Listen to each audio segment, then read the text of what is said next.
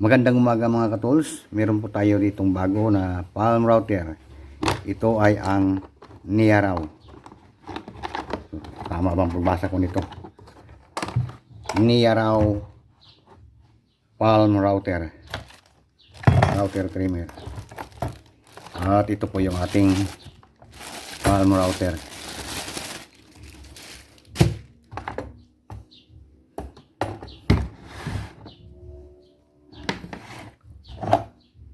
Meron po siyang guide.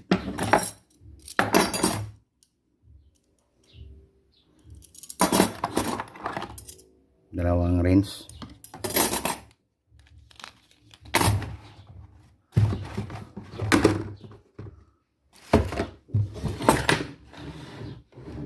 Ayan.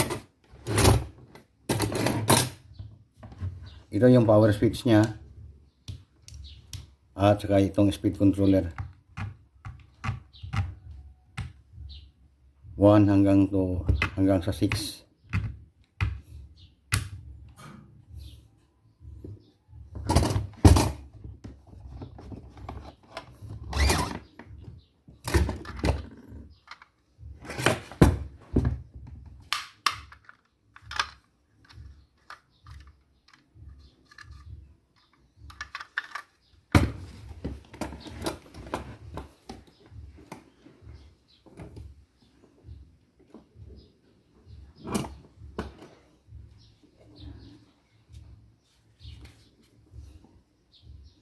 Ayan.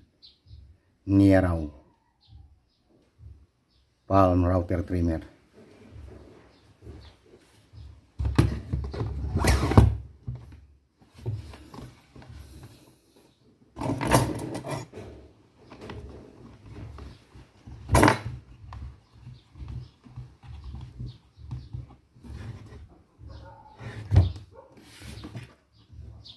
So ito, nabibili lamang ito natin ng 1,600, including na po nito ating 15 pieces na router bit.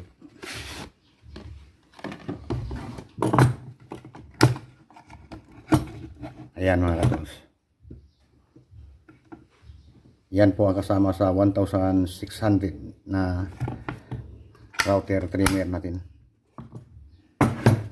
At ngayon mga katools ay susubukan po natin ito kung maganda ba yung talas niya ng mga router bit niya, at kung ano po yung mga design na makikita po natin dito. So ipapakita ko po sa inyo kung ano-ano po yung mga kayang gawin ng mga bit na ito, itong 15 pieces. Isa lang ang alam ko dito, yung straight bit. Bali apat po sila na straight bit.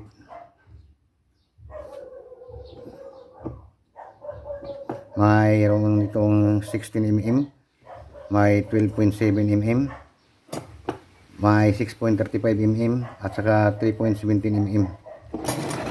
Itong isa ay mortising bit 12.7 mm, pero pwede din ito na straight bit. Yan, lahat po ay susubukan po natin para makita po natin kung ano po yung kayang gawin itong ating Niaraw palm router trimmer.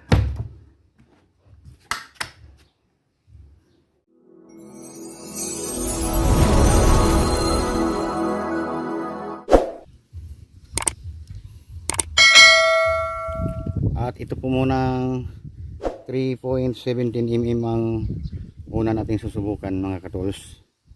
Ito ay isang uri ng straight bit.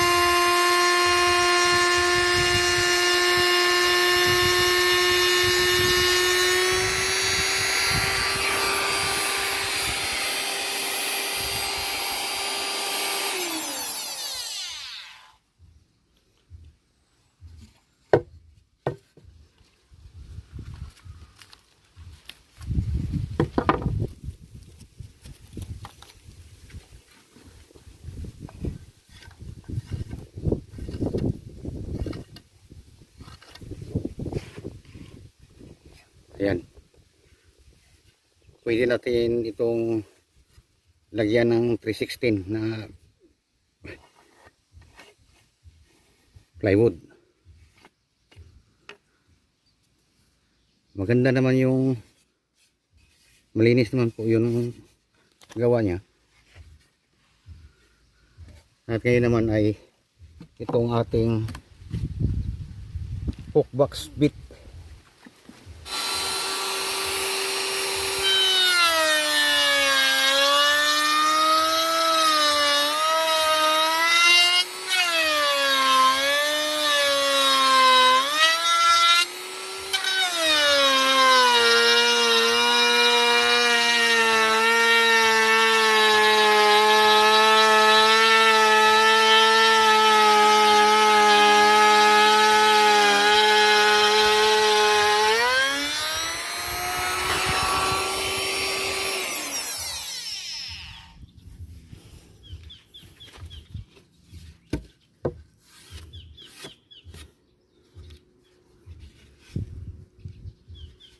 Ayan mga katols.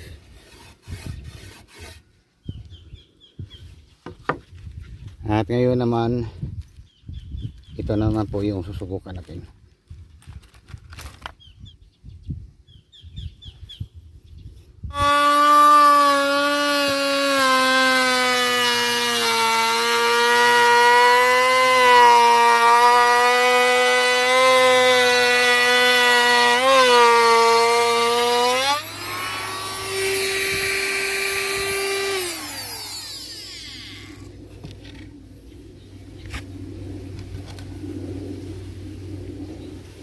Ayan, maganda ito sa solid na kahoy. Itong ginamit natin is marine.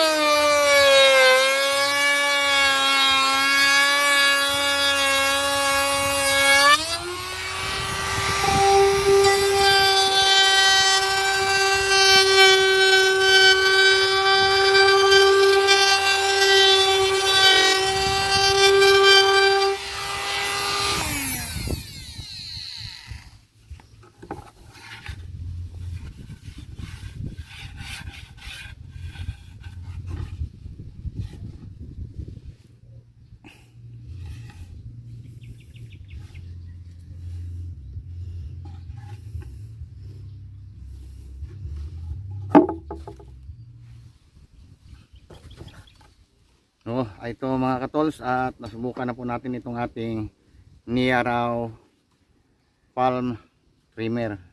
Ito po yung palm router natin.